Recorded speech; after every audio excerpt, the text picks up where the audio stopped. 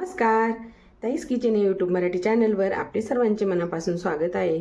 तर आज आपण अगदी महिनाभर टिकणाऱ्या दही मिरचीची रेसिपी बघणार आहोत। त्यासाठी मी इथं 400 ग्रॅम मिरच्या घेतलेल्या आहे।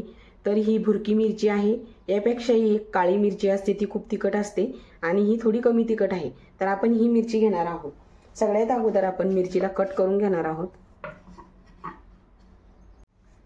मिरची कट करण्यासाठी मी इथं मिरची घेतलेली आहे।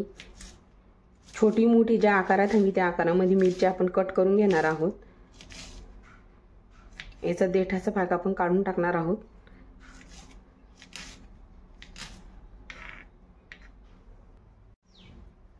तुम्ही जर चॅनलवर नवीन असाल आणि अजूनही चॅनलला सबस्क्राइब केले नसेल तर प्लीज चॅनलला सबस्क्राइब करा। आता आपण अशाच पद्धतीने पूर्ण मिरच्या कट करून घेणार आहोत। मिरच्या पूर्ण कट करून झालेल्या आहे।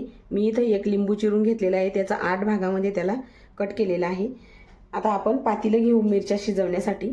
आता पातेल्यामध्ये मी इथे 200 ग्रॅम दही टाकून घेत आहे। दही जास्त आंबट नाही घ्यायचं, मीडियम दही घ्यायचं। आता हे छान आपण याचे गुठळ्या मोडून घेणार आहोत। याला फेटून घेऊ थोडंसं।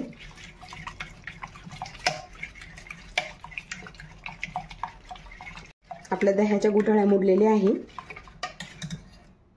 फेटून घेतलेला आहे दही। आता याच्यामध्ये आपण मिरची टाकून घेणार आहोत।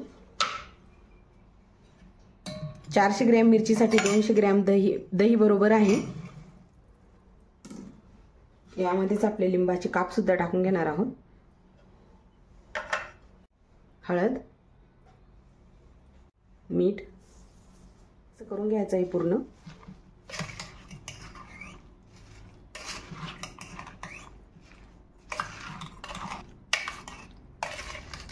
छान मिक्स झालेला आहे। त्याला आपण आता गॅसवरती ठेवणार आहोत शिजवण्यासाठी।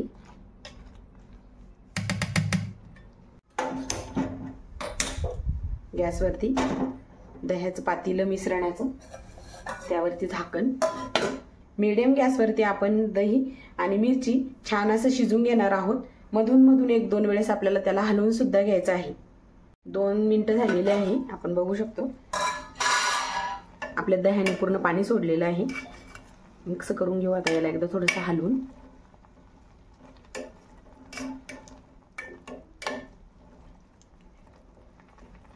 आता हे पूर्ण पाणी आटेपर्यंत आपण याला शिजवून घेणार आहोत।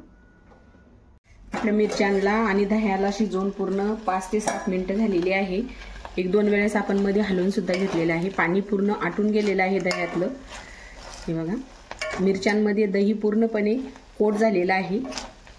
हे बघा, छान झाले आहे। आता आपण गॅस बंद करू आणि मिरच्या काढून घेणार आहोत।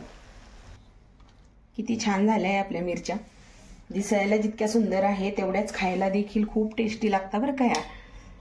अगदी महिनाभर ह्या मिरच्या तोंडी लावण्यासाठी आपण खाऊ शकतो आणि काहीही साहित्य लागत नाही। अगदी 2 साहित्यापासून आपल्या तोंडी लावण्याचा पदार्थ झणझणीत तयार होतो।